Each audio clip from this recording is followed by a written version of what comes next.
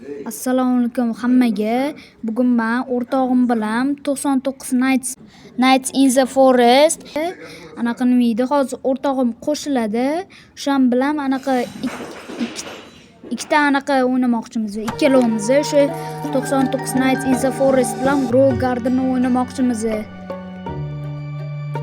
O'rtog'im Zakariya keyin anaqa nima deydi, ikkitalik o'ynamoqchimiz, ikkita odamli. Keyin o'yinni boshlab ketaveramiz. Mana hozir boshlanadi. Hozir o'rtog'im Zakariya kiradi shatga. Keyin anaqa nima deydi, o'yinni boshlaymiz. Hozir anaqa nima deydi, kirib olsin.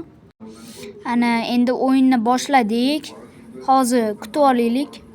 Mana boshladik. Keyin anaqa nima deydi, biza anaqa daraxtni kesishik kerak, keyin uni olovga qo'yishik kerak. Hozir kesib olaylik. O'shandan anaqa nima deydi, kesib bo'lgandan keyin men uni yig'ib turishim kerak. Keyin anaqa undan keyin kechqurun bo'lganda qorong'i bo'lib ketsa, o'zimiz o'lamiz.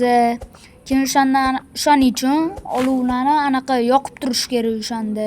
Taxtalarni tez orada qo'yib turish kerak, tez. Anaqa o'rtog'im Zakariya ana qo'shildi. Mana 6-7 mana shu anaqa kelyapti. Shu anaqa qilish kerak u ham. Daraxtlarni kesish kerak. Ana daraxtlarni kesib bo'ldik. Endi uni yig'ishni boshlaymiz. Endi men anaqa o'rtog'im Zakariya yig'ib ketadi o'shani.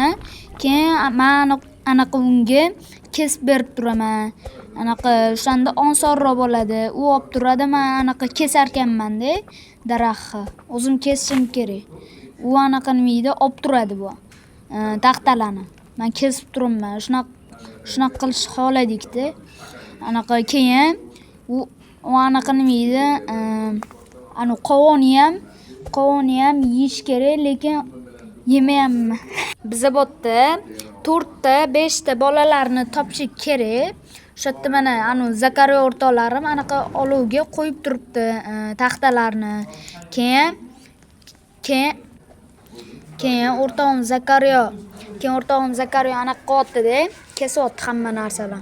Daraxtlarni kesyapti. Men anaqa tomosha qilib o'tiruvdim uni. Keyin o'rtog'im Zakariya mana daraxtlarni kesib o'tiribdi. Keyin men ham kesib yuribman. Anaqa nima deydi, mana shu uyni topib olsam, mana shu anaqa bo'ri keldi-da. Menga anaqa ataka qilyapti o'sha tarafdan. Mana shu menga yoqmadi-da. Birinchisida keyin chiqib ketdik. Mana